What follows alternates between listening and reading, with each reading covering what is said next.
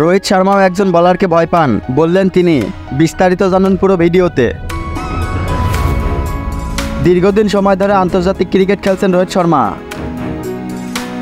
পেশাদার ক্রিকেটের শুরু থেকেই বিধ্বংসী ব্যাটার হিসেবে পরিচিত তিনি। সামনে বোলার যিনি হোক না কেন, ব্যাট চালিয়ে খেলার অভ্যাস রোহিতের।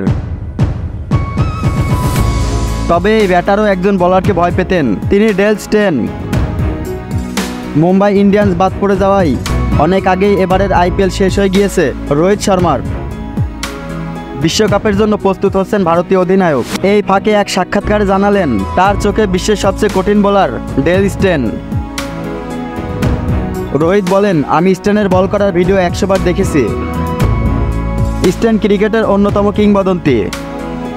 আমি অনেকবার ওর বিপক্ষে খেলেছি। ভয়ঙ্কর বোলার স্টেন। তার বলে গতি ছিল, সেই সঙ্গে ছিল সুইং। তাই স্টেনের বিপক্ষে খেলা সহজ নয়। ও খুব ভয়ঙ্কর প্রতিপক্ষ বলে মনে করেন রোহিত।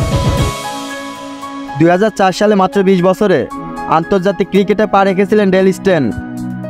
দক্ষিণ আফ্রিকার জার্সিতে 15 বছর ধরে খেলেছেন তিনি। 2019 সালে আন্তর্জাতিক ক্রিকেটকে বিদায় বলেন তিনি।